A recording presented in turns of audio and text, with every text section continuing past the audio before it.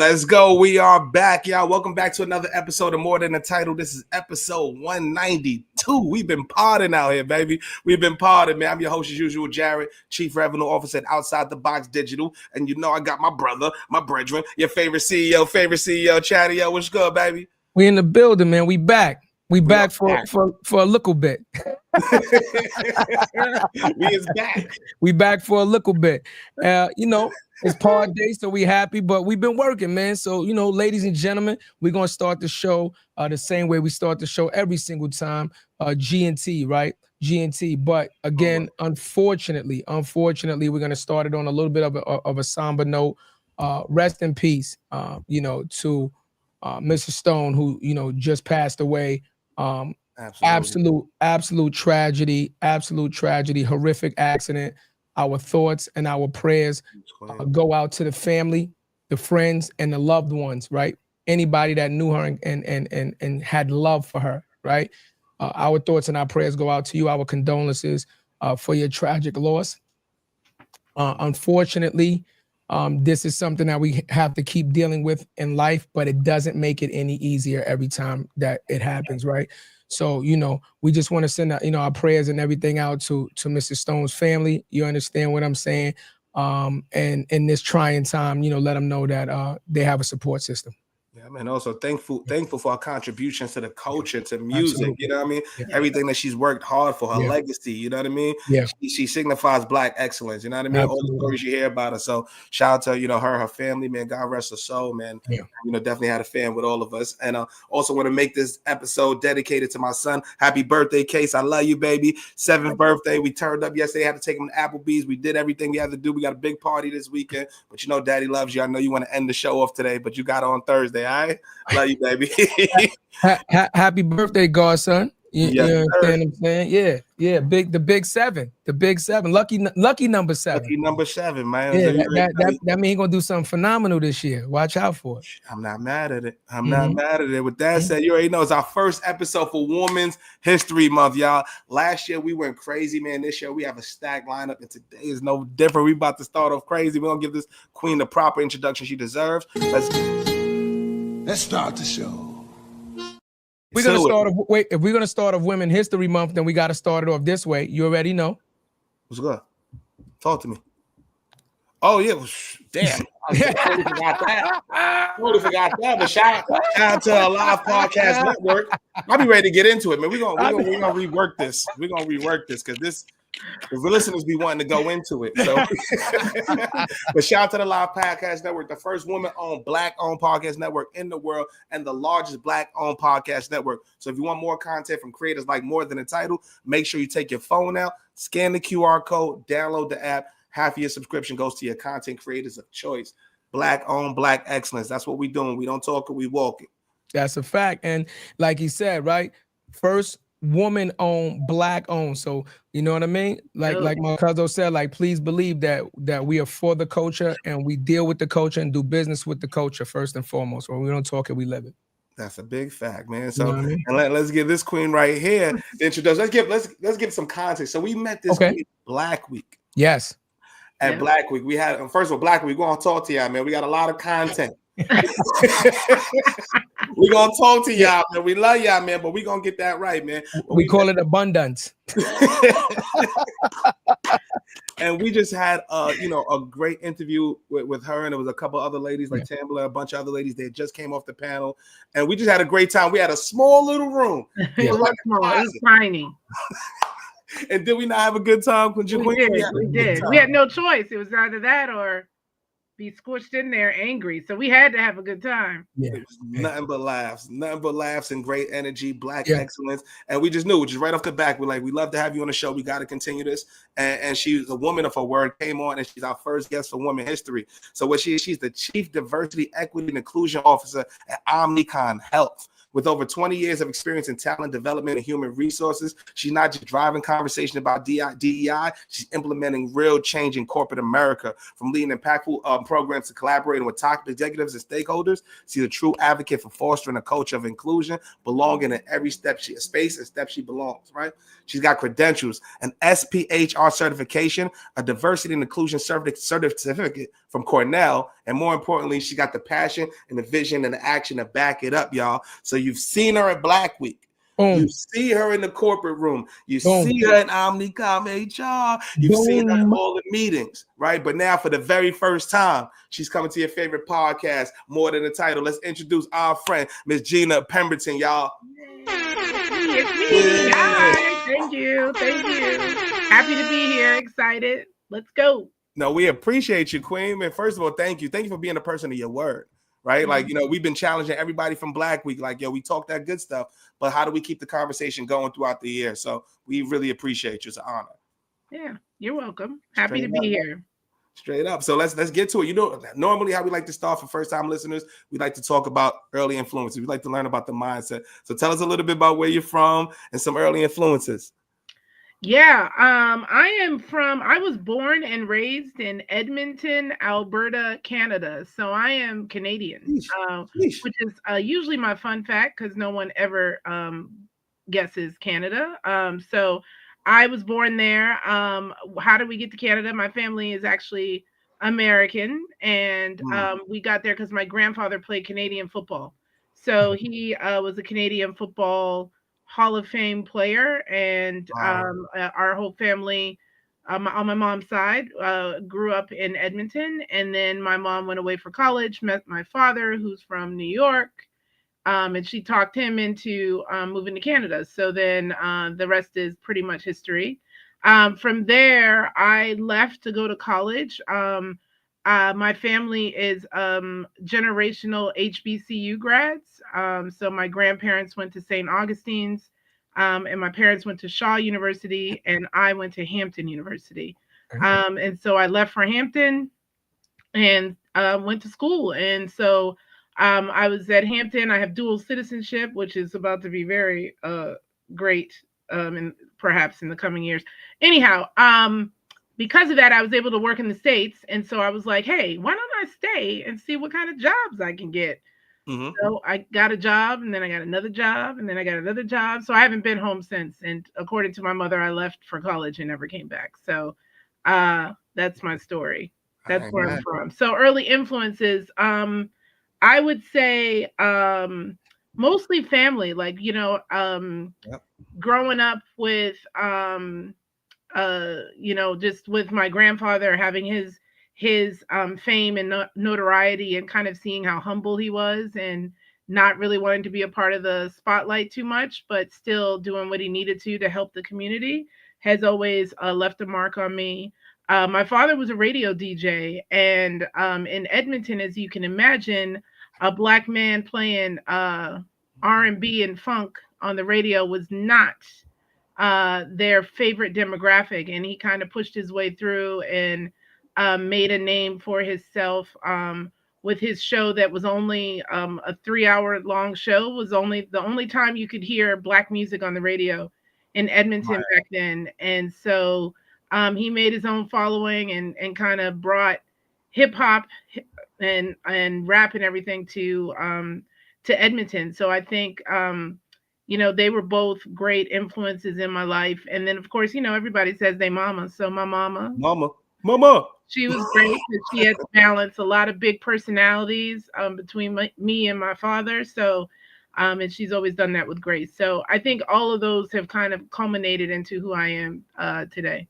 All right. Shout out to your parents. Shout out to Grandpa too, man. Shout out to Pops. You had to love Mama Dukes, man, and leave New York to go to Edmonton. That's what I said. I was like, man, she must have had a hold on you, brother, because I'm not quite sure I would do it. I got a friend. I don't think he lives in Edmonton, but a really good friend of mine did the same thing. He actually I think they got married. They just had a child. I think his son is like 2 or 3 now. But she's from Canada, and they did the long distance back and forth thing, and eventually she convinced him to move to Canada. Oh wow. Yeah, so he's been out there, I want to say, for the better part of like 6-7 years. Now I don't know what part, but he's definitely like, he's there. Yeah, he's there. He's there full time. Well, what is growing up Black in Edmonton like? Like, what is that like? Yeah, I'm from the Bronx. I can't picture. It is not the Bronx. I can tell you that right now. There ain't nothing like the Bronx. So right. Big Bronx. So Canada, or Edmonton, I should say, is it's diverse, but it's not diverse in the way that you would think think about it. There are a lot of different cultures. I would say Canada is probably a place where they really lean into whatever their heritage is. So, even the white people aren't really just white. They're like, oh, I'm Polish, I'm Ukrainian, I'm Italian, I'm this. So there was a lot of representation of who you what your ethnicity was and what you connected with. And so there was not a huge Black community, but there was a Black community, and most of it was Caribbean. And so for me, my mom is one of 7 children, and so all of those 7 had kids. So we had our own little gang in the family that was just us cousins, and we were all kind of around similar ages. So that also helped to have a community. But I think, there's always going to be spaces where you don't feel included because of who you are. I've always been that, even as a kid, wanted to make sure everybody felt like they were, getting a chance to play with somebody or being a part of the group. So it's just kind of in my nature, but I definitely grew up in a place where it's not weird that, some of my closest friends from high school are all types of different races, Asian, Chilean, you pick a thing. We were just kind of a crew, and we rolled together, maybe more because we were different, but it didn't matter to us that we were different from each other. I got you.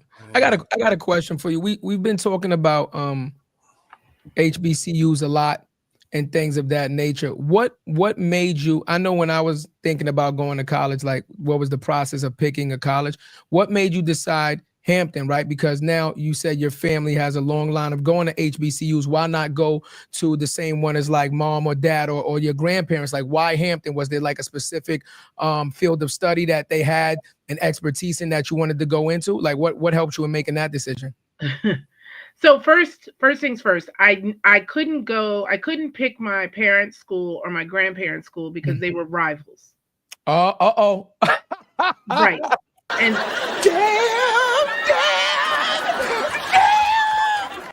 precisely. So I knew if I was smart, I had to make a smart decision. So I was like, I'm not picking either one. They tried though. I'll tell you what, they sold me on everything. They were like, did you know this? Did you know they were from this? They went to this school. It didn't matter. They were after it, right?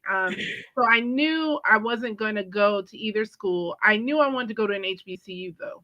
I knew that just from the stories that I had heard from my parents. And also my parents did a good job of staying in touch with their friends from Shaw. So my godparents were from the States. It was just a lot of things that made me say, oh, this is pretty cool that they still have friendships from years and years ago that they're still in contact with. So how did I pick Hampton? So I wanted to go to Howard. And the year that I was trying to go to school was the year that Washington, D.C. was the murder capital of the entire world. And so my mother said, the hell you will. So I couldn't go to Howard. So I was like, oh no, what am I going to do? I might be smart, but I'll tell you what I can't do is I can't read maps. So I thought, let me look on the map and see what school is close to Howard so that I could still get the Howard experience. So on the map, it looked like Hampton was right there, but it's not. It's it looked that way. 150 miles. It was a dot. I should probably have read the legend, which is what I learned later when I realized it was 4 hours away. So my dumbass decided, oh, I'm gonna pick Hampton. I applied to other schools. I applied to a lot, but Hampton worked because I wanted to study accounting, and and they had a pretty good business school. And so I was like, okay, I thought I was being sneaky too. That was the best part. I was like, I'll show you. Yeah. The map showed me, but I had never been in another state. Yes. Oh, I knew it was another state, but the DMV. I was like, the DMV is right there. It's right there. Yeah. It was not. It is not.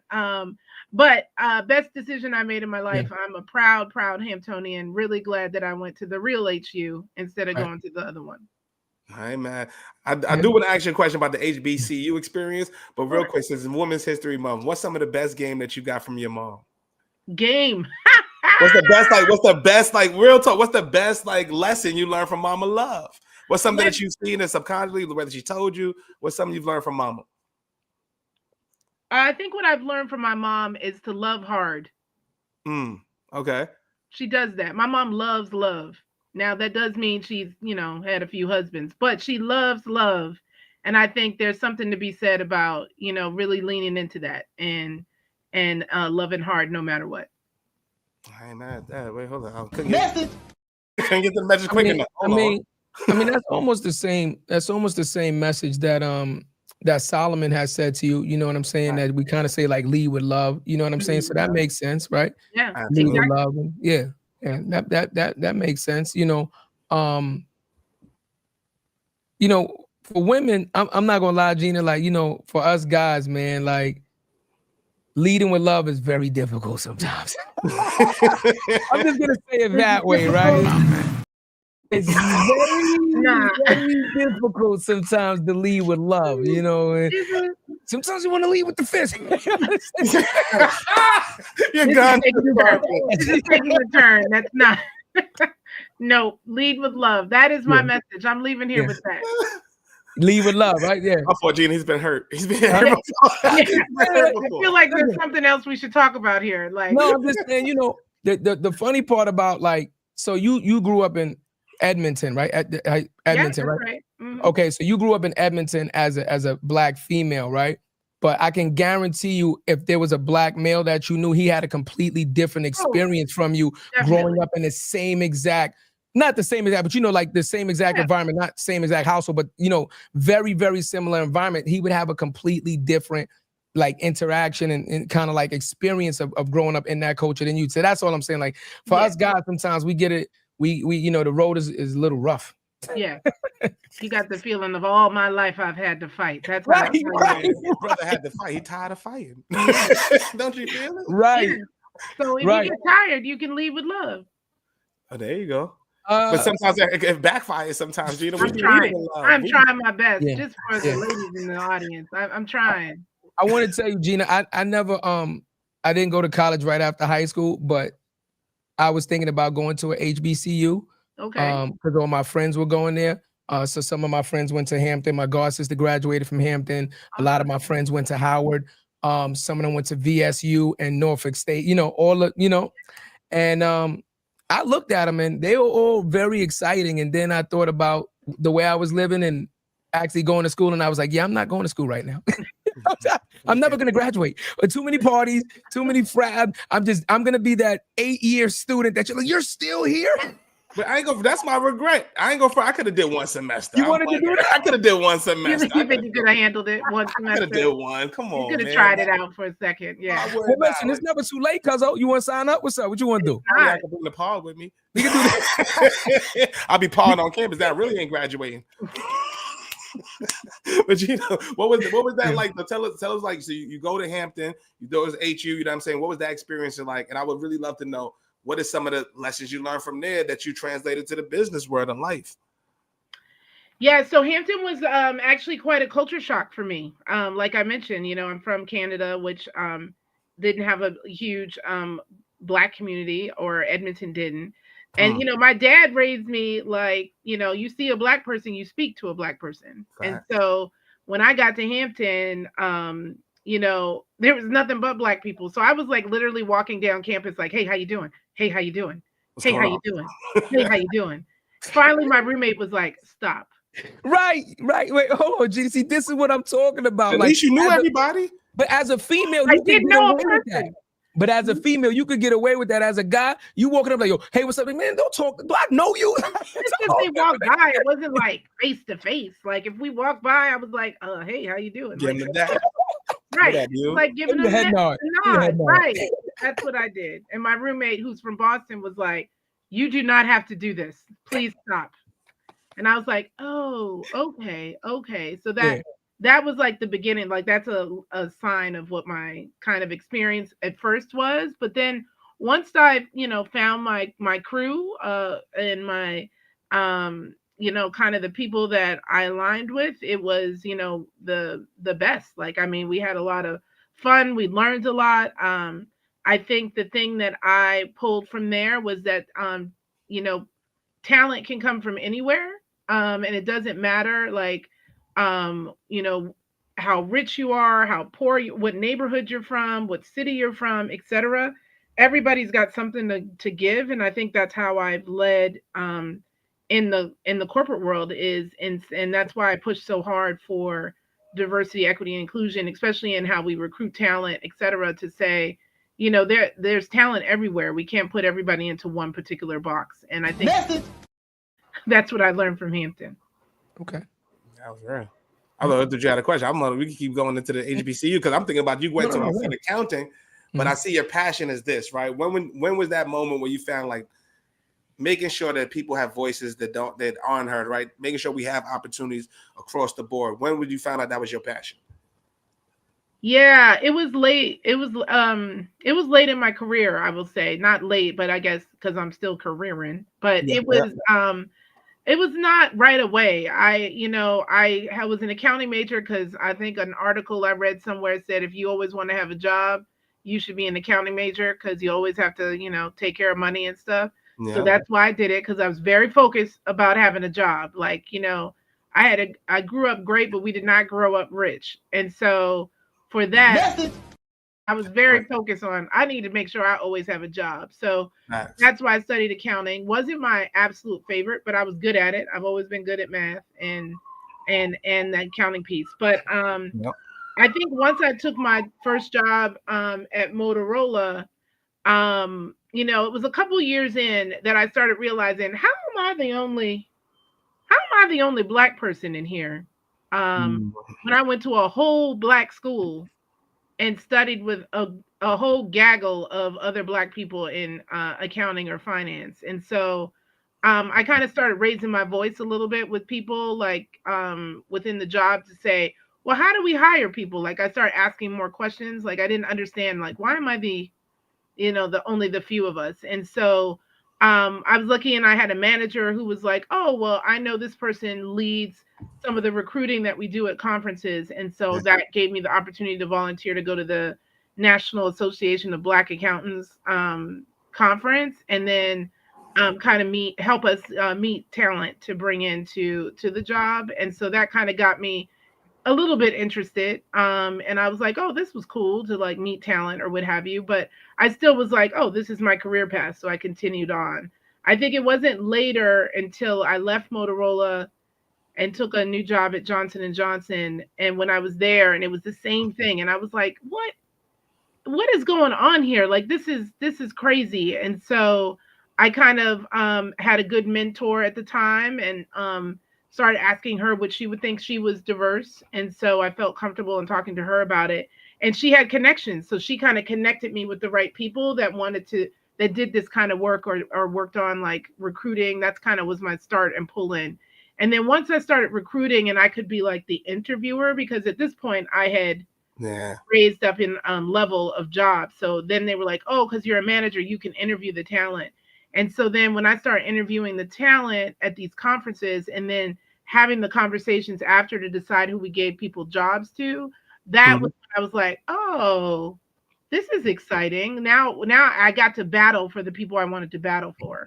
And it made me realize you got to have somebody in the room who wants to battle for you. Because sometimes they'll be like, oh, they're great on paper, but I really like Peter over here better. Peter resonates with me, whereas, you know, this person resonated with me. And so once that happened, we brought in some talent, and some of that talent that I picked came in and started doing well at work, or like, you know, making a name for themselves. Then I was like, man, I like this. This is like, oh, watch me work, in essence. Like, I was like, yo, I brought this person in. I was the one that fought for them. And now look at them. They're doing all this stuff. You're like, oh, he's the best. Yeah, you're welcome. Because you didn't want to. Message.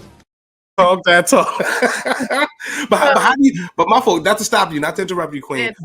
How do you balance that? Right?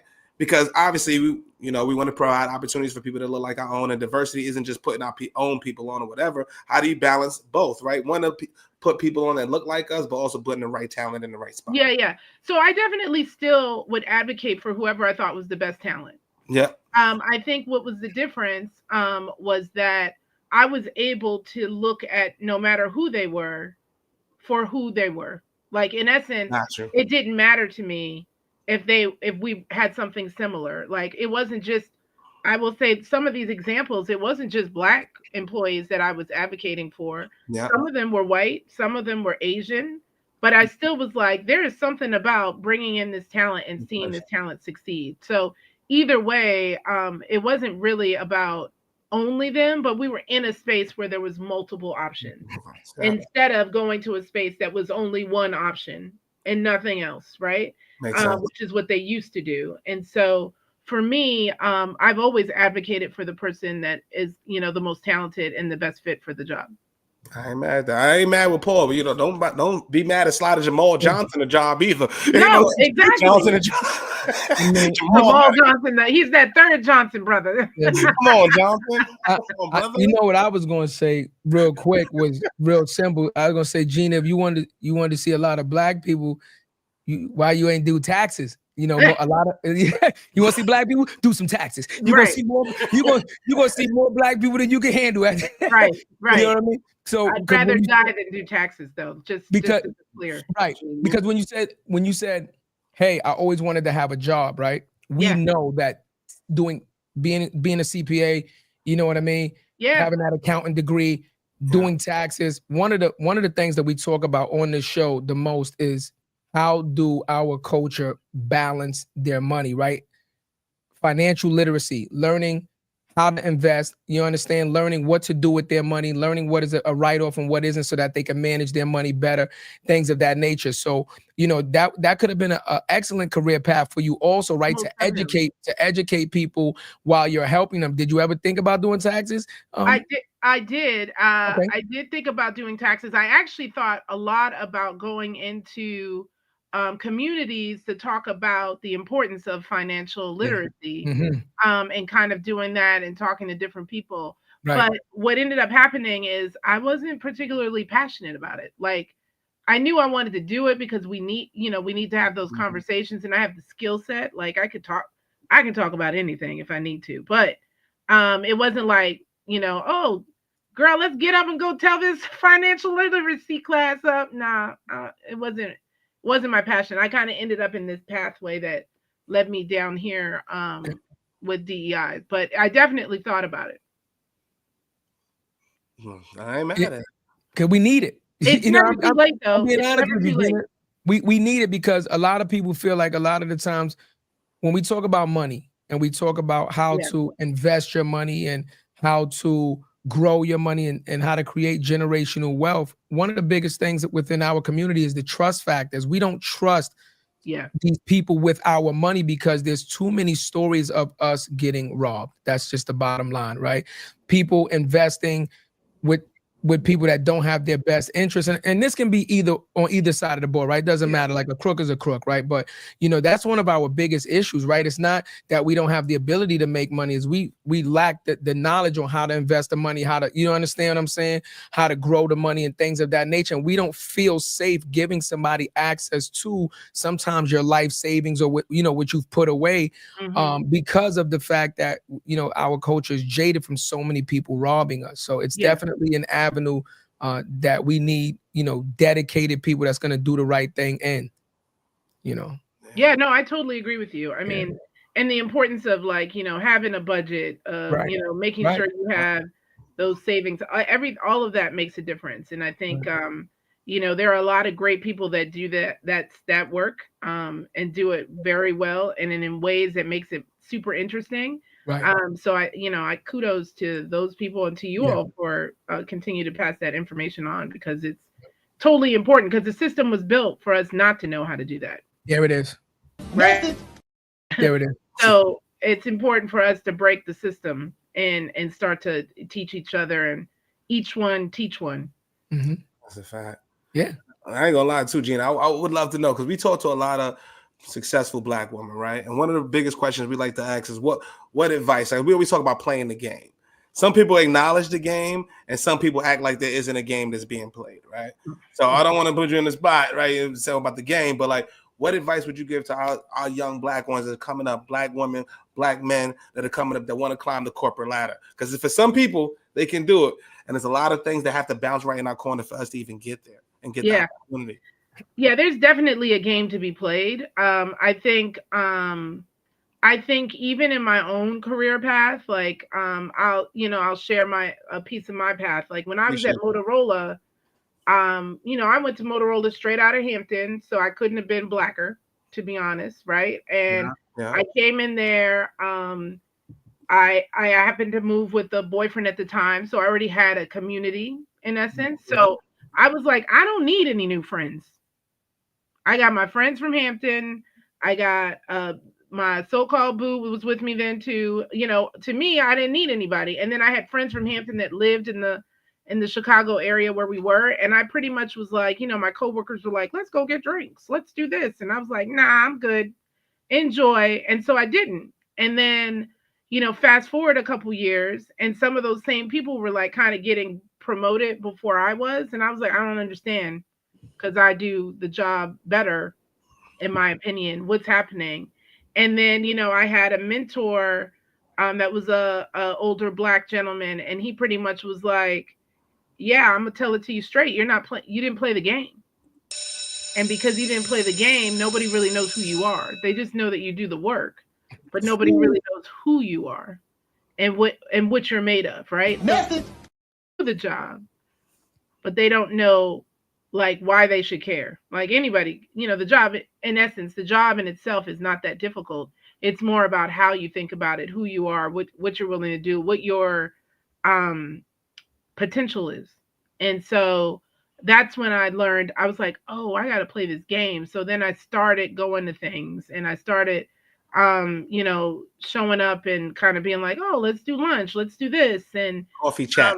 Yeah, I did all the stuff. And it wasn't that I didn't have the skill set to do it, right? Yep. And it's not that I was afraid to like, and communicate with, a community of, white coworkers or anything like that. I grew up in Canada. Like I can code switch or do whatever I needed to do to talk to people.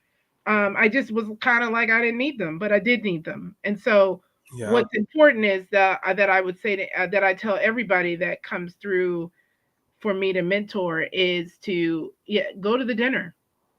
Yeah.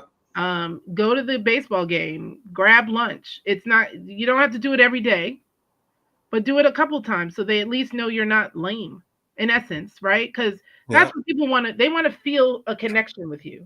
Absolutely. Because once they feel a connection with you, then they feel bonded to you, which in turn gives them the ability to say, oh, yeah, I did meet Jarrett. Yeah, he was dope. Like, yeah, I think he would be good for the job. They might not even know if you're good for the job, but what they know is they like you. That's it. That's most important. Method. I think it's a double-edged sword, though. I think it's a double-edged sword, Gena, because we've heard a lot of horror stories when, first of all, we already know that the sexual harassment thing goes on, right? More so for women than men, right? So we can go out and hang out and not too much. But for women, we've heard a lot of stories, and I've seen it firsthand that when you do your job and kind of go home, everything is cool, right? The work person is different from the hangout person, right? The hangout person, especially when the hangout person got that liquid courage, right? Right. And we've seen and heard stories of, at these events where, things start to get awkward, right? Awkward because now they feel like they know you. Like, say we're working together, Gena. We have a very specific vernacular that we use. We get the job done. We don't do too much chit chat. Done. Now we start hanging out. We start doing drinks. They start dropping their guard and thinking that they can say certain things to you. You understand what I'm saying? And you like, whoa, like we ain't that cool. Like you understand? Or that's offensive. And then it's like, you understand what I'm saying? I think it's like a very delicate balance to that. Yeah, there is a balance. And so I'm not saying go outside and get reckless, right? Like let's not go get wasted with everybody when we go out, right? So I'm saying you're there for the first round. Grab a drink, chat. I remember I would get one drink and I would make my way through talking to everybody, like a little joke here. What's this? Or what TV show are you watching? Let's talk about that. I do a little, I walk through, I do one round through, and then I'm out, right? So they never are like, Gena never comes to anything. No. I was there. We talked about TV, remember? Right.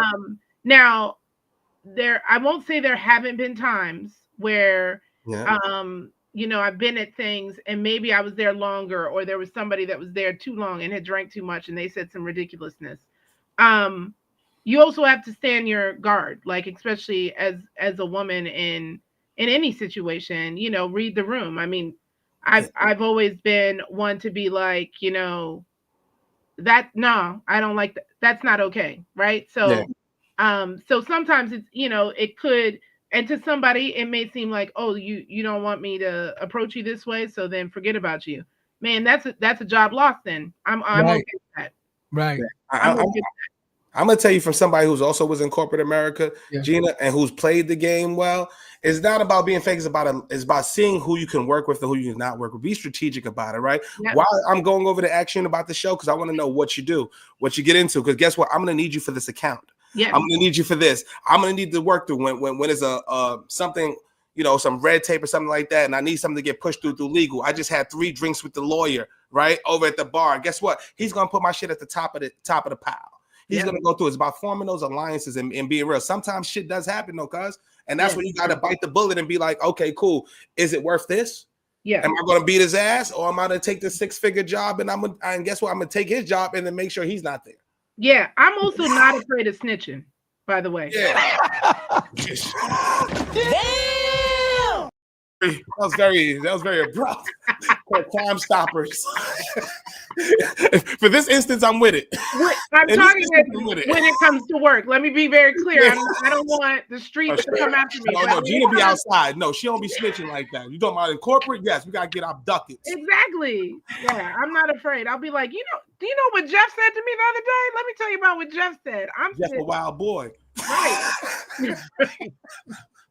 We're getting a lot of comments about this topic. Okay. I'm getting text messages. We're getting a lot of comments because a lot of people go through this, Gena. You know what I'm saying? Like, I'm gonna be honest with you. Like, even for me, like I've seen it too many times. Like, do you understand what I'm saying? And I'll give you like the best example in the world is that like that work husband, work wife situation. Like, you understand? I've seen that it go too far too many times, right?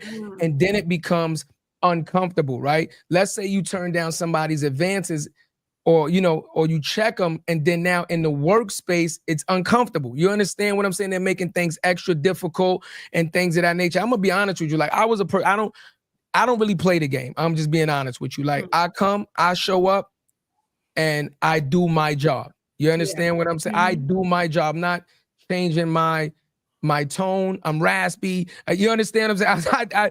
I'm not changing the way I walk. I do my job, right? Because I don't want to get, I'm being honest, like, I don't want to get too familiar. You understand what I'm saying? Like, now, there are certain people, like Jarrett said, there are certain people that within me doing my job, if you see that you can work well together, then yes. Then, that's fine. But I just find it, for me, I just find it a lot easier to just kind of like stay away from that, because it's a very slippery slope. And I've seen people, you know what I mean? Like, I've seen this thing go bad a lot. Yeah, I mean, it can. I mean, I think the one thing I want to be clear is I didn't say, like, you've got to be authentically who you are. Yeah, absolutely. Right? Yeah. No matter what. So even when I was, and this was my experience, right? So I can only speak to my experience. But when I did start doing that, I never changed who I was. If they said some bullshit, I said, that's some bullshit. Like, there was no right. There was no me being like, oh man, that was hilarious. No, I'd be like, yo, that wasn't funny at all. Like, I still maintained who I was, right? Which is easier said than done. But I did have that piece of confidence in me to be able to be like, oh, I am who I am. I'm just here now. Like, you all are ridiculous, or whatever it is that's going on. And like I said, I've had experiences where I remember this man, I can't remember what he said, but he was from Australia. Okay. And he said something wild to me right. And like in my ear, he was drunk. We all had been drinking, and he was drunk, and he said the wildest thing I ever. I was like, what's wrong with this guy? Am I getting him? Did you miss me? Right. I was like, I'm sorry. What? At Right. first he said it, I was like, it must be the accent. I must Right. have listened. But it was something hella inappropriate. And Right. I told him right then in that moment, not okay, and don't come back over here. And then he like kind of tried to come back over again. And then I went to one of my allies Right. that I had already built a relationship with. There you go. And I was like, yo, keep old boy away from me. Yeah. Because he keeps saying wild stuff. And this was another white gentleman. He went and talked to him, and dude left me alone. And then the next day, dude made this whole thing about apologizing. And I was like, apology accepted. Learn how to not become a complete drunk at work. Right. But look how you handled that. But look how you handled that, Gena. All I'm saying is a time and a place and how you handle. You handled it correctly in that instance. Right. You went to an ally, you formed a relationship and said, yo, this is inappropriate. Somebody can check it. Had it not had the ally, it's a completely different conversation. And you snuffed them and you'd be like, bow, because you deserve it. Now that's a different conversation because they expect Gena to do that. Yeah. Totally. You know what I'm saying? So like that's all I'm saying, right? There's a time and a place for stuff like that. Like, and I'm glad that you did stick up for that. Like, we've heard people on the show, women, white women, black women, it doesn't matter the race, come here and say some shit. There were VPs, executive level. That this guy was like the VP of something. I can't remember what, but he was like, he ran all of the Australian exactly. Absolutely. I was like, yo, my man, you are wilding. Like I was like, absolutely not. Right, because see, it puts you in a position now, right? It puts you in a position, let's say like this guy's the VP over your boss, or you know what I mean? So your boss is boss, right? So now let's say you go to your boss and be like, yo, that was inappropriate, da-da-da. And he's like, yo, that's I bring it up to him. Now you're in a position where it's like, if I say something, I might lose my job, right? I just feel like sometimes it puts you in a very compromising position because now some people will actually go along with it, right? Even though they don't want to, because they're scared now that if they turn this guy down or turn the advances down or say something, that's it. You know what I mean? Like that's not a flip side of the coin, though. That is the flip side, right? There are. I've seen it personally too. Yeah. You like you same thing you said, Gena. Like you're doing the job well, you don't understand the relationships, and then you seeing like, oh, where Tom and what's the name together now? How she get the? I just hit 200 in revenue, 200K. Right. Yeah. I will say this: there is no job in this world that will compromise my values. I missed big message. I couldn't get to it. A big message. Go do it. Screaming baby. Screaming baby for that. Yeah, I mean that's how I was raised, and that is how I live. So they can try and make it as uncomfortable as they want, but guess what? I'm out then. Like there's no job that's gonna make me stay in a role. Like that's just not. You got people everywhere on it right now. It said witness here, right? Gena calls it as she sees it. There it is. Talk about it is. You got somebody backing you up immediately. Oh, thank you so much. I do. Yeah. I keep it real, as the people say. Do they still say that? See what I mean? I'm gonna be mean. So let me ask you a question, Gena. So you get into the DEI, you get into the DEI field, right? But you got into it when, let's say, it was originating, right? Like the birth of this thing. So you've got a chance now to see this thing be cultivated from its origin to where it is right now, right? So now we've had several people come on this show and give opposing opinions on what they feel about the whole DEI initiative, who it actually benefits. Is it worth it to have the program? I would love to hear your take on, I know that this is your job, but what are your thoughts on the whole DEI program as a whole? Do you feel like it's benefiting us as a culture, or, do you feel like, you haven't seen any real change? No. I've definitely seen change. I mean, like I said, I've been around for a few years. I might not look like it, but I've been around for a number of years. And, when diversity, I remember there was just a diversity office, and I was like, what's that? Right. Like, and I remember that's when I realized, I think it was about 5 years into my career. That's when I was like, oh, I want to work over there. What are they doing? Yeah. And they didn't have any jobs. It was this one person, and they did it all for the whole company. And I think since then it has evolved, right? And there's the equities now, and there's inclusion, and then belonging, and all of that. And I think what the best way to showcase that there's change is take a look around at who you see in some of these positions of leadership now, right? Yeah. Before they used to be only older white men. Now you'll see women, you'll see Black women, Black men, Asian women, Asian men. Like that is a sign of how the change is happening, that it's happening for a lot of people. The other thing is, I remember being at work in like the early 2000s, nobody talked about mental health. Facts. Nobody. There was no conversation about self-care. There was nothing about make sure you're talking to someone, in the employee assistance or doing any of that. That's all because of DEI. So we can't say there's no change that's happening. Things are happening. Like we didn't talk about sexual orientation at work. We didn't talk about mental health. We didn't even talk about health conditions. Like somebody could be full on blind and we'd be like blind to their condition and nobody would talk about it when that person needs an accommodation. So those kind of things are the things that I think people take for granted, and like the things you enjoy, like, when the cafeteria does Black History Month food, all that stuff is all stuff that starts to change. Or even the workout, having gyms in the office or giving you funding for wellness, all of the benefits and things that people get now is all directly correlated to what diversity, equity, and inclusion has been doing over the years. So I think it's very much still impactful. I've seen changes in the 20 odd years that I've been working. She don't rule. Yeah. No. You said I was telling my age? Nah, I'm good at this. I'm good at this. I'm saying. Yeah, I'm saying. Right. You said I'm good at this media training. She's good. She's good. Don't this get ain't her first rodeo. You know why I asked that, Gina? I did construction. For about 20 something years. And one of the biggest things that was supposed to be like for our people was the WMBE program, right? Right. The WMBE program. And when they first came out with the program, there was a certain list of criteria that you had to meet, right? Mm-hmm. But I don't think that I feel like a lot of these programs, they don't refine the program. Like they'll come out with like a specific criteria for it, and they never revisit to see if it's actually working, right? Mm-hmm. To end up changing it. So what ended up happening was a lot of the WMBE contractors that end up owning the companies weren't Black or brown. They weren't Black or brown. You understand what I'm saying?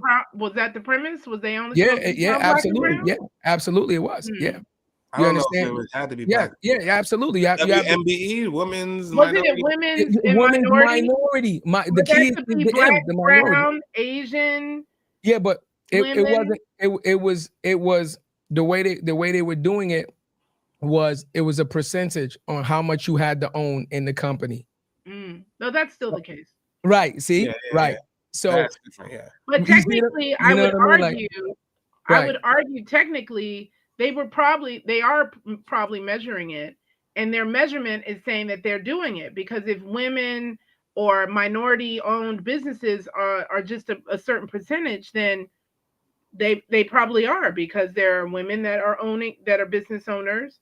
But back when it started, remember, women could barely do anything until like the 40s, right? So there's a catch-up period here as well. So. Agreed. Sometimes it didn't benefit everybody that maybe you wanted it to benefit, but it was benefiting people that needed it.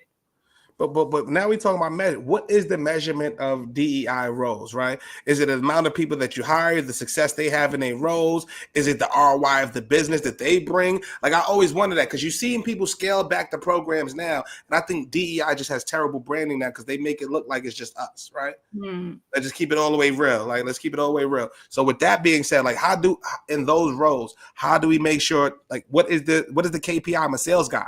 If I hit this number, I stay in my job. Like, is that the same type of criteria? No. Because, it's not about hitting targets. I would say, listen, I think what'll keep somebody there is what comes back in some of these employee engagement surveys. Gotcha. Right. So in those surveys, they'll ask you, do you feel like you have an opportunity to get promoted? Do you feel like you belong here? Do you feel included? And then you can parse that survey to say, okay, who's answering this? Like you might not be, I won't be able to say, Jarrett, it's you, but I can say, oh, the Black men at this company do not feel as though they belong. So then it comes to me to say, how can we make this community feel like that they are a part of the community, or why don't they feel like they belong? So part of my measurement may be a change in the engagement survey so that, this particular grouping of people that had lower scores is higher. So that might be about promotion. It could be about engagement. It could be about belonging. It's all of those things. That's a big piece. And then some places want you to, impact revenue. And you can impact revenue, right? Because a lot of companies that you might be working with are really focused in on, doing inclusive work. A lot of times with healthcare, there are a lot of companies that want to talk about health equity, et cetera. That's something that I can talk about. Exactly. Right. So I can come in and I can, in essence, let a client know, hey, I'm kind of a person that I can give you some information. I can get you connected to more experts, which leads to us having a different client relationship and perhaps some revenue. So there's like a mixed bag piece of what it is. And then there's different initiatives. Like you might say, hey, we want to have a better college program. And our college hiring program, we only hire from the old CEO's alma mater, right? Yeah. We want to see more diversity in the schools we go to the talent that we come through. And so that'll be something that might get measured. Like how many interns do you have coming in? Where are they coming from? Different schools or only the same schools? So it'll never be like, how many Blacks have you brought in? How many Asians are you bringing in? That's not the goal. The goal is more about how many different partnerships are you making in order to make yourself have a robust option of talent. Okay, I want to run with that because that kind of ties into what I was saying though. Yeah. Let's say somebody, I know a lot of the times when I went to school and things of that nature for the internships, you had to have a certain GPA and things that you had to show a certain level of qualifications to be able to do that. So the reason I brought up the WMBE was because if you put it in somebody's name, okay, it's in my name, but I know absolutely nothing about construction. There's always right? people that do that. Yeah. Right. Exactly. Right. So now what I'm saying, like, where is the check on that? There should be like a test or something. Not to say like you have to be a genius, but if you don't even how are you starting a business? You want to bid on bids and contracts and things of that nature, and you don't even have a baseline level of understanding what you're actually doing. That is an immediate red flag. So that's what I'm talking about. Like, where's the checks and balances in these programs to make sure that, because there's a catch-up period, because we don't know all the rules, that's the problem. Because when they come out with these programs, because we don't know all the rules, I feel like a lot of these programs get exploited because we don't know all the rules. So they find the loopholes to kind of say like, yeah, it's out there, kind of be quiet, we gave it to you, but we're really not benefiting from the program. You understand what I'm saying? Because they use these it's apples and oranges. I know what you're saying, but in our world is a different thing. Okay. Right? In our world, in tech is completely different from construction. Like that is criteria. Like MWBE, you got to follow this law and protocol. Right. Over here in tech and marketing, communications, advertising, it's kind of loosey goosey. You know what I'm saying? Like that's what we're trying to say. You know what I'm saying? Right. So it's not like asking those type of things, right? I used to have I was on the EB, the resource groups and all that stuff. You know what? Okay. On that. I was like, okay, let me go here with the ERGs. Let me see what's going on. The ERGs. Let me go see what's going on. First time I'm in there. We there, it's 40 Black people. What are we doing? We're trying to make things happen. We're trying to get more connectivity with other companies. I set up something with Gong, a few other companies. I'm trying to get rappers in. I'm trying to make it like a cookout. I should cook it. Then we got to go to the man for the budget. Right. Who's paying for it? Who's paying for it? Like, you know what I'm trying to say? So it's like, and now if you don't see the vision, now what does that do for the community? Now we got to come back and throw, like, it's just a lot of stuff, right? So when I ask about that, is like, if I'm the top seller and I'm in that group and I want to be happy, you're saying 42% of the Black men aren't happy, and you bring that up to senior executive or CEO, and they're like, yo, why do I care about that? How do we push back on that? Well, that's my job.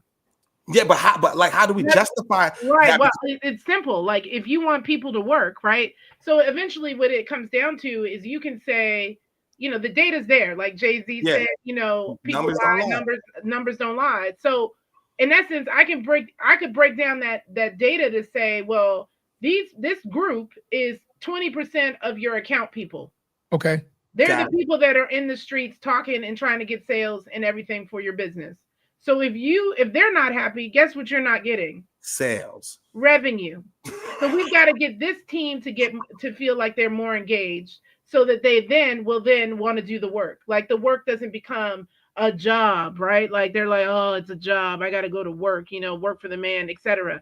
If you get them to feel like they are a part of this and that they feel engaged and included and like they belong at that company, just imagine the end result. It becomes bigger than that. Like I think that's how I talk about it. Is to kind of say, hey, this is what you want in the long run. If these people aren't happy, then you're not going to get it. Now, does that mean everybody listens to me? No. But it also means, though, that I have said my piece, I've shared it. Then if something else goes awry, I can go back and be like, remember when I said this piece? Like, you got to own what you're speaking to, right? So that's the thing that I've learned over the years. Like, I can't kind of be like meek about it. Like, I got to be like, if I'm the Chief Diversity, Equity, and Inclusion Officer, I'm the person that needs to step up and talk and say the things about these particular groups or experiences that other people in the room aren't going to say. Message. I got a question to that. What is, and this is to you too, Jarrett, because you guys are in the same sector. And so if I'm thinking this, I'm thinking maybe everybody else is thinking it. As a chief diversion and inclusion officer, equity, where's your power? You put all the words wherever you want to. Chief officer of diversity. Where is your power? Can you measure like I'm trying to figure out how to say it like like does the buck stop with you? I think that's the easiest way to say it. Like if you make a decision and say, hey, this is what I want, this is what I want to do, me having the title that I have, what does that look like to the company? Do you get to make those type of decisions and nobody question it because you have that title? Or are you more so like a advisor, like this is what I think and this is what I would like to do, but the decision is ultimately not in your hands or anybody that has this title, and it still has to kind of go up the chain of command for them to kind of make the final decision? What does that look like? So I think you understand what I'm saying? I think that's the way I'm trying to ask it. Yeah. So I would say that most of my decision, like I'll have the decisions that I believe. I think it depends on the circumstance, of course. Okay. Right? There are some things that'll be like, oh, this is coming from, Gena in the Office of Diversity, Equity, and Inclusion. This is what we're going to do. There are some things that might change kind of like the way that we're doing business, that type of stuff. And actually anything that I put out, I run by my CEO anyway. Okay. Because that's who I report to, right? So my CEO is the person that I will work with and we'll partner in on what we're doing. So nothing that I'm putting out is not something that my CEO has seen or not, and not approved, right? So now it does come down to me convincing them to go down the path that I want to go, right? And then there's sometimes when they'll come back and say, oh, what about this, that, and the third? And it'll be something I didn't think of because I'm not an expert in the business part. For instance, in some areas, I may not be the expert in that business part, but that's how we collaborate and figure out what the next steps are. So it's kind of there. So how do you identify what type of leadership you want to work with? How do you kind of decide?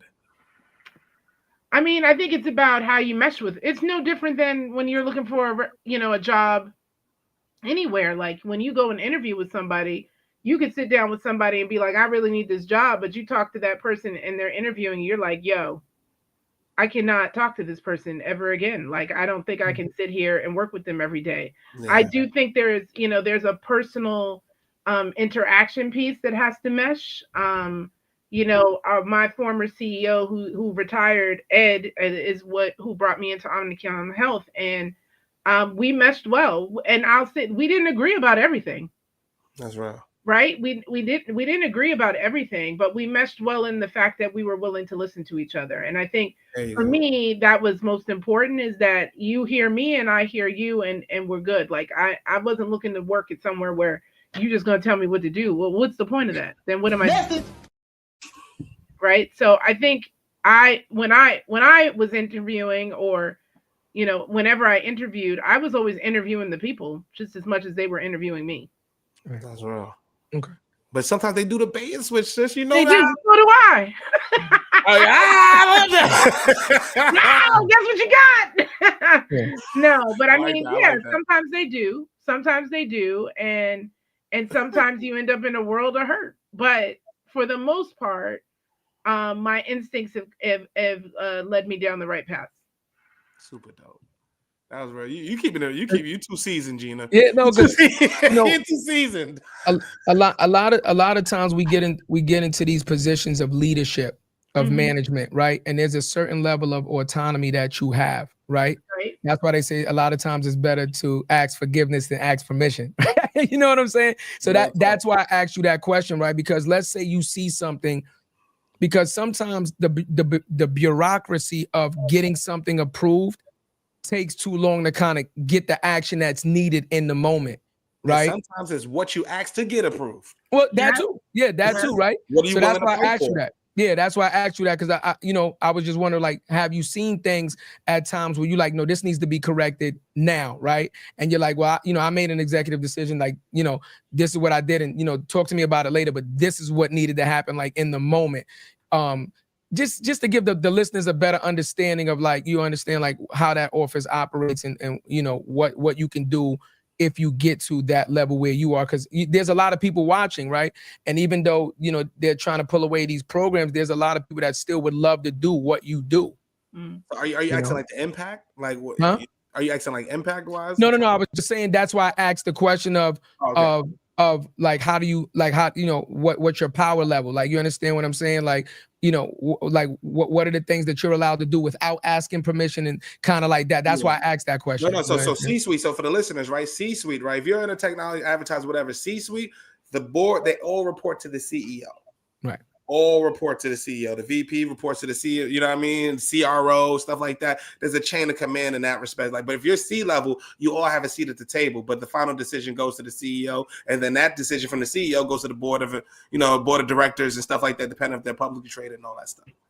So it's a process. Yeah, and I think to your question though, still is, people could have that role and still not, and kind of be a mouthpiece and not particularly have any power whatsoever, right? Message.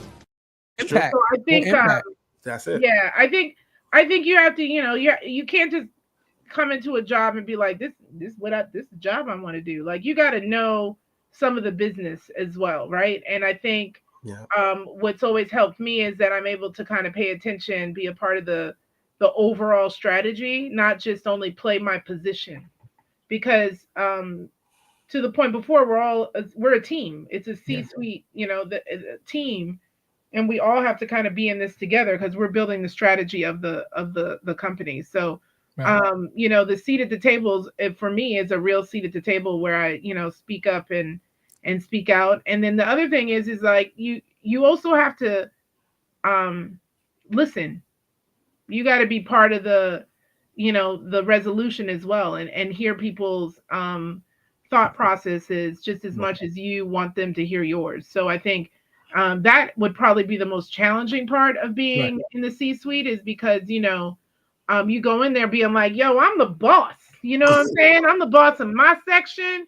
Nobody can say anything to me, but technically when you get in that room, that's all your peers. And so you can think you got the best idea, or, they got to listen to you, but, we all got to listen to each other. And I think that's probably the biggest learning I've had over the years. Message. I like it a lot. I like it a lot.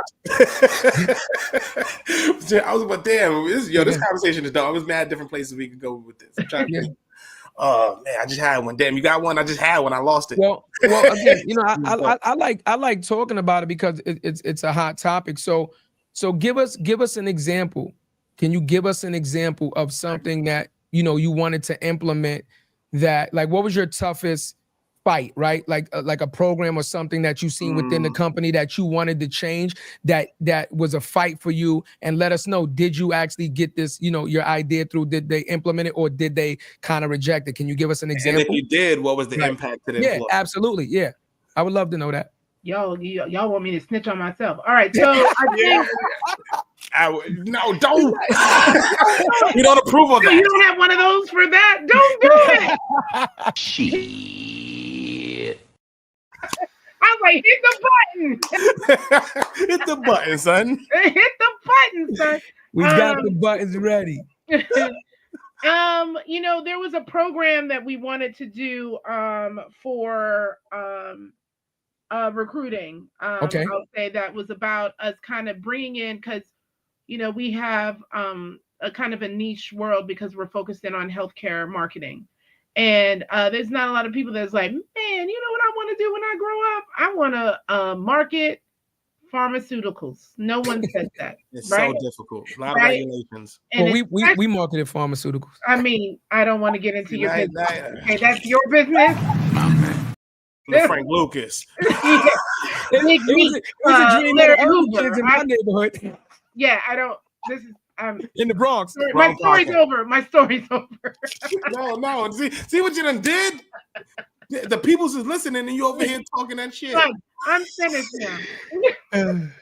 No, so and because of that, and especially individuals from diverse populations, in essence, that's not a space that is sexy, right? They want to do some of the other areas, but it's impactful, right? To work on a drug that can save somebody's life can be very impactful, and especially if you've had family members or what have you that are impacted. And so one of my partners at work had an idea about creating kind of a student run agency within our agency. So bringing in students from different schools to kind of run their own agency, do the work, show that they could and learn the work, and then get paid while they're doing, like an internship that was a little bit longer.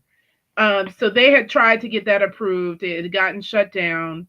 Then I got there and I was like, well, tell me more. And so then he was talking to me about it. And then I was like, okay, we're going to go in this. Let's do it together. Right.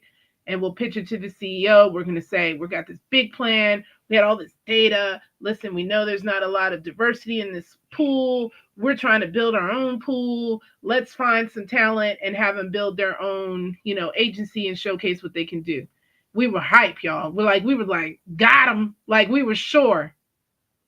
Yo, my man was like, nah, no, we're not a school. He was like, we're not running a school here. Like, you're, in essence, what you want to do is teach them how to do the work. We don't have time for that. Like, that's not what we're doing. And I was like, oh, he's not wrong. He's not wrong. Because we would have needed people to be their partners, make sure that they're teaching them all the different pieces, because they wouldn't know any of the pieces.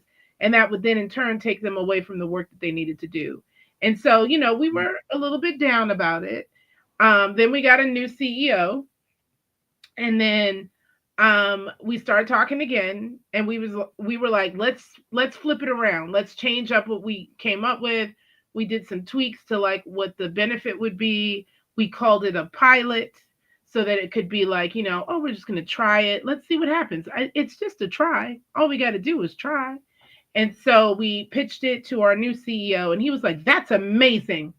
Go forward. Let's do it. And we almost didn't even hear him. We were like, oh, okay, so we won't do it again. And then I was like, wait, did you just say go ahead? And so we did. And then we launched it. And it has shown that it's been successful. These students are excited. They like doing the work. We're in our second year of doing it. And, it is building a pipeline of talent that is different. And I'd argue not all diverse, but all from different schools than we would have normally gotten talent from. Absolutely. That's the cheat code for recruiting. If you pour into the people, of course, they're going to pour back into you. You're going to remember the person who gave you your first shot. Exactly. And actually gave you a shot where they helped you. There it goes. So I don't understand why more agencies aren't doing that more often. Yes, it's a time left, and you know what I'm saying? But shit. It's a heavy lift, and I'm lucky. I have a strong team that's that works with me, and they are doing a great job of carrying a lot of these initiatives forward for us. But I mean, that is what for us it was, because we had the team, we had the buy-in, and we had and it didn't cost us a big amount of money, so we have been able to keep that rolling, that pilot going for 2 years now. What would be the difference between what you created and just taking the people that you bring in at an entry level that already work for the company and just kind of having them connect and kind of doing the same thing since they're already employees of the company? Would that be a major difference? Yeah, we don't really hire entry level positions. So we're always, that's good to know. Well, like, are you out of your fucking mind? Everybody's a little bit different, but they like a lot of times they want experience. Okay. To come in, and so what this did is it gave them experience, even though they were still in school. Gotcha. Then by the time they graduate, because some of them stayed in the program for over a year, so they were graduating at the end. But now they can speak our language. They understand the differences. They can get into the workflow. So now they're getting jobs that are just a little bit above entry level. Okay. Yeah, similar to what we would do at OTB Digital, bro. Like, say we got A and B players that are working with this account, right? This is our top tier account, but there's other accounts that we could work with, and we want to form a pipeline. We're going to have them show them the work, pitch the client, work with the client, understand what it's like. So when they graduate, we can have a job with them working with actual clients. It's nothing different from what they were already doing. No, I understand that. I just the way I was looking at it is again, to my understanding, most companies have an entry level walk-in. But it's not a lot. Yeah. That's our point. Yes. We just don't have a lot of opportunity. Exactly. Right. Because one of the biggest arguments that we have, Gena, is how do I get the experience if nobody wants to give me an opportunity? Exactly. Right. Yeah. So that's why I asked that question, because we've had people come on and say, hey, I got, this internship changed my life, right? They took that internship and went to the moon with it, right? And then a lot of other people was like, I wanted to do this, I wanted to do that, but because they wanted experience, nobody wanted to hire me or give me a chance to get the experience. So it's like, well, how do I get the qualifications other than education? I totally agree. When I started in accounting, my dream was to work for the MBA. Right. Okay. Like, I wanted to do finance and accounting for the MBA. I was like, can't nobody tell me nothing. Every time I applied, they were like, "You don't have any sports experience." See, but why? Just why the NBA? Big basketball. Why the NBA? Any company in the world. Why NBA? Oh, I'm a big basketball fan. So I'm a Knicks fan. I'm a big basketball fan. I was like, oh, that. And to me, it felt like a cool job. Like, in my head, I was like, the perks might be good. Like, you come back to where we from. You talk about you from the NBA. That's a good look. Right? Maybe I find my husband on the court. Who knows? You never know. You didn't know. I never knew this could happen. I like it. I like it a lot. Savage! I'm a savage! Gena's a savage. I like it. She had a game plan to it. She had that mapped out. Well, it didn't work. So, because they wouldn't hire me. And they kept saying I needed experience in the sports industry. And I was like, well, how do I get it if no one will give it? Right. Then I tried Teams. I tried all of it. And I finally was like, I guess this is not my path. And I ended up in healthcare. That's how I ended up over at J&J, because I couldn't find a job at in the places I wanted to. So it happens everywhere. So that's an important message. So for the people that go to school, learn something, spend all this money learning something because they have a passion, and they're trying to get into the industry that they want to get into and they keep getting rejected, right? What would be your message to them of how long should they keep trying this before they pivot and try something else, which now they don't have not only the experience, but you don't have the education in it? What would be your message to them? Well, so let me rephrase. My problem, I can give examples, suggestions to those people, of course. Okay. Mm-hmm. They didn't apply to me because I was broke. So I was like, I can't play this game, that, this kind of thing, or I hadn't planned for it. But I would say, if I could do it all over again, I probably would have gotten involved in some nonprofits. Okay. That supported, like, that was, sports related and adjacent to it, and maybe volunteered my time to support them so I could get the experience. Same with a team.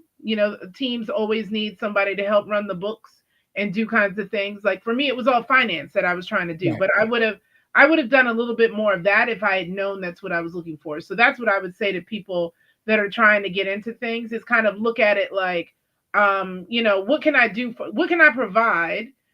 What can they do for me? And a lot of times, and nonprofits are constantly looking for people to volunteer and help and do some of that work. And if you're able to put that in, then they are down to give you the reference, to give you all of the pieces you need that'll help you, because you have helped them in a space that they needed it in. So I tell people all the time, if there's something that you really want to do, go find a nonprofit that needs it. Okay. That's big. I like that. Because you can put that on your resume. Right. And it shows kind of your gumption. It shows that you had the wherewithal. It shows you're passionate, especially if it's a career change. Right. It shows that you were already about this before you came to them to apply. That's dope advice. Yeah. I do. We ask everybody, Gena, I don't know if you've had it yet. We've had some people say they haven't had their moment yet. What is your mama made it moment professionally? What was that one moment where you looked around and was like, I can't believe I'm doing what I'm doing. And I'm happy. I don't know if like, dude, does the family even do they understand the gravity of what you do? You know what I'm saying? Like, come from where we come from. Like, I'm like, yeah, I'm the VP of sales at this $1 million agency. And they're like, that's beautiful. They're like, good job. That's really good. That's really good. You're doing good. You got a job. You got a job. Way to go, Calvin, or whatever. You know what I'm saying? You looking like Calvin. Come on. So I think for me, it's probably when I get asked to do these kinds of things, like a podcast or to speak on a panel or so I don't know if there's one moment, but there's oftentimes that I'm like, I cannot believe people want to listen to me. And I'm kind of like, oh, I guess that's because I'm on my path. So I think that's part of it. I don't think I've had the moment that's like, yo, I've done it. Right? Maybe if I finally get that job at NBA, I don't know. Call her. Let her know. They listening, still looking. We've had NBA players on the show. Okay, send them my way. I need a job. No, I'm just kidding. I have a job, but you gotta listen to him. You can learn something. My friend. I don't know, my friend. We do the thing. We plug the thing. We got you, my friend, because you're my friend. But I would say, it has. I don't think it's happened yet, but I feel it. I feel like it's on the horizon. Okay, I can respect that. So you've been doing this. You're good at it, right? You've climbed the ladder, but what's next for Gena, right? Do you stop here? Or like what would be the next, how they say, like, what's your 5-year goal? What would be the next evolutionary step for Gena? What does she want to do past this point? Or you think like you're going to stay here and just kind of like, refine this out? What does that look like? So, yeah, this is a weird position to be in, to be honest. Right, I've never hit the top of what is like my career plan, right? Right. Oh, I made it. Right. This is what I was after all this time. Here I am. Now what? It's weird because in the past, like every time I set goals and objectives, I was like, it's all about how do I get to the next level, the next level, the next level. And now I'm at the level. I do not want to be a CEO, so I'm gonna put that on the record, unless it's of my own company. Let me rephrase that. Right. So that could be a path I decide to go and maybe do something on my own. I've got enough, I think, skill set to be able to do that, especially in this space of, corporate employee engagement, etc. I think for me, it's about doing this role, but just making my way into bigger and bigger companies. Okay. Right. So, and where I can have a bigger impact. And so I think that's probably what my next path would be is to maybe look for a bigger agency or a bigger remit. It might still be an Omnicom, but something that gives me something that's more of a reach. Omnicom is $15 billion. I know, but I'm only health. Oh yeah, yes, okay. That's the division. It's one of the pillars of the umbrella. Yep. Exactly. But it's still, you can say it's $15 billion to put that on the resume. I don't care about that. You know what I'm saying? You put that on the resume. Stop playing with it. 15 billion, 0.7. I just Googled it. 0.7. 0.7. Put some respect on Gena's name. Stop. Yeah. Put some respect on my name. Yeah, I'm saying healthcare do about 2 billion of that. Yeah, we do. Oh, but see, that was a wild guess. It's like 1.5, 2. Yeah. Come on, wild guess. So if somebody, there's a lot of people that are listening to it. You're getting a lot of comments. One of the things that we love about bringing so many different people on this show is to give the information to show the culture that you can have a career in so many different avenues that you didn't know existed, right? Like you said, like, healthcare marketing and things of that nature. So if somebody listening to this show and started doing some research, say, hey, I would like to do that. What would be the path that somebody would, now, it's not the accounting degree. Should they go to school and study something specific? What would be the path that they should take if they wanted to kind of follow in your footsteps and kind of get into this industry? Man, I've taken a lot of weird footsteps to get here. So I'm not sure there's a path that makes sense. I didn't have a direct path. That would be my first thing. Okay. My first thing is that there's probably no direct path to the thing that you want to do. Message. Like there's either going to be a step back, a step sideways, a step here. You might have to leave a whole group, come back to a group, etc. And I remember sitting at events and hearing like leaders say that, and me being like, I'm not doing that. Why do I have to do that? There's a path. And then of course I've ended up doing it, and they're totally right. So I would say there's no real path. I think the thing with diversity, equity, and inclusion, if that's the path they want to take, there are more and more programs that are coming up at universities that include something related to it. I would say there's a couple different areas that I would say would be beneficial here. I would say studying something like psychology or human resources, something to better understand the people, because you deal with a lot with the people. Like that is a lot of what it is. What I tell folks all the time is I'm a person that's an includer. So if somebody doesn't feel included, then I feel bad, right? Okay. And so then I have over 5,000 employees in our network. Okay. If I get an email from somebody that's like, you sent this note out, and I don't feel like you even know that, we have this and that I should be included, then I feel bad. So I feel like I carry the weight of inclusion of every employee on my shoulders. And so I think kind of having some of that skill set would be beneficial. Okay. Now, if you're looking to come into healthcare marketing, which is a different path, right? I would say anything, obviously marketing, but adding in some of that pharma knowledge and that healthcare, public health. I think any of that would be a great path if you're going to school. But I think for DEI, you can come from various backgrounds. I mean, there are people that are my peers that some of them were radio personalities that now work in corporate. There are people that were finance just like me. And there's folks that were English or communications. It just depends on, it's more about what you are after, right? So you can have whatever major you want, but it's that path I talked about that'll get you to what it is that really, if you're passionate about it, it'll get you there. And I asked that because with today's uncertain times, with having a job, having the resources to go to school and things of that nature, I think it's super important now that people just really take the time to try to focus in on studying something that they know can, be that they can, attribute to getting that job. You know what I mean? Because like, what's going on now, everything is so uncertain to try to study something and not get a job in that and kind of, I don't think people have that option anymore. You know what I mean? So, I would second what Gena said, and we got to talk from our experience too. Trust your gut. Look at the paths that me and you both took to get here. Look at the paths that all three of us took to get to this conversation today. You know what I'm saying? Like, no. Me, it's different though.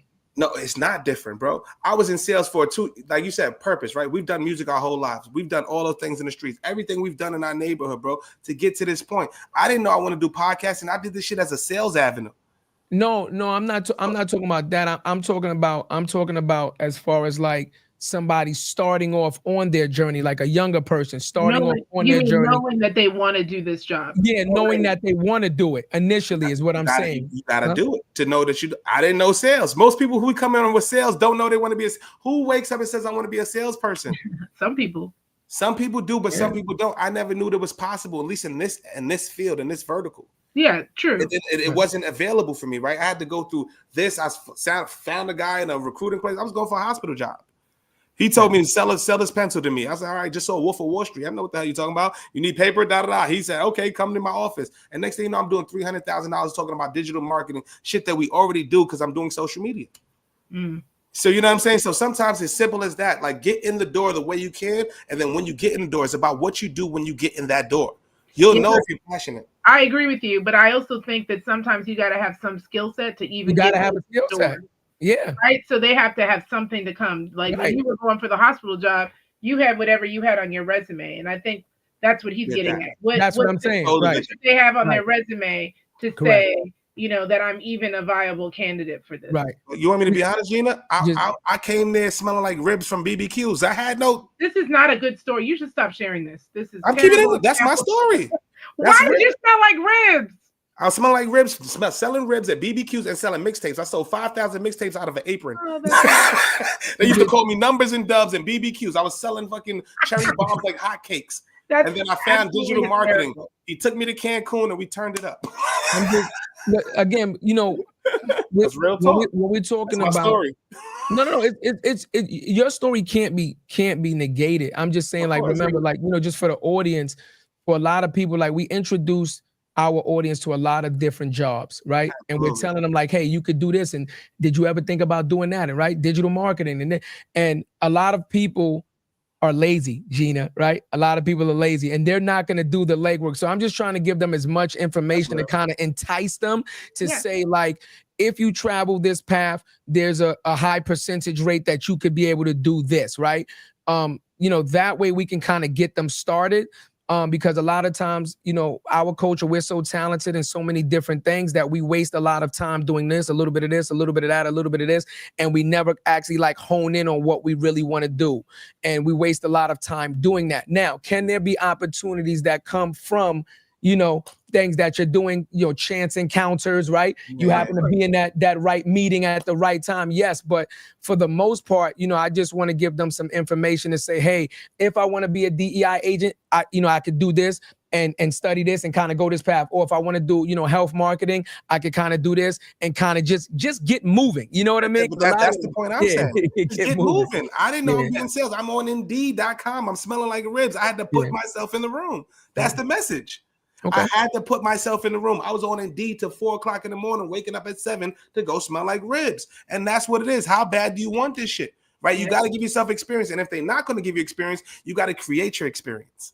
Show them, create a portfolio, show them what you're doing, create the little side business. You want to be in a digital marketing, you want to be in paid ads, show them a couple of campaigns that you did that generated X amount of revenue. Do things that are creative. That's what we have to do to get in the door sometimes. Yeah. We're not always going to get the pat on the back. We're not always going to get the love. Sometimes we ain't got the assist because guess what? In this industry, there's not so many people giving the assists. No. I didn't need people to like Gena until now. So I think that's a bigger conversation that needs to be had, right? I think that's a bigger conversation that needs to be had, like the recruitment aspect of it, right? The information dissemination of what it takes to get that job. And I think that, that's a bigger conversation that we can have. How do we get this information out to the people so that they can do it, Like this, showing Gena exists. Yeah. This is how we do it, bro. We show Gena exists. You know what I'm saying? That look what she did. She came from Edmonton. She went to Hampton. She did these things, right? It wasn't linear. It was this. You took a path this way. You took a path that way. And that's what it looks like, bro. And that's what we have to tell the people. So that we're doing our job. Gena's doing her thing because she's showing it's possible. And that's why I love this shit. You know what I'm saying? There you go. This is why I love it. Baby, you want to take us home? I love it. That was a perfect. I was trying to give you the I was like somebody. Listen. I'm ready. So, once again, we got a lot of comments, Gena. We couldn't read them all, but I'm just telling you right now, like Instagram and YouTube and even my phone, they're engaged. They're engaged. Like they're listening. No, absolutely. We're getting a lot of comments. Yeah, we're getting a lot of comments. If somebody wanted to reach out to you to, link up as far as like getting connected with you and, find out more about what you do, maybe ask you for a mentorship or anything like that, what would be the best way to get in contact with you? 2 ways. I am on Instagram. My handle is I am Gena P, but the Gena is Gena. My name is not Gina, just so you know. I was about to hit you. Hate it. Oh, vagina. Not vagina. I couldn't back you up, sis. I was about to hit you with you go, girl. you Not vagina.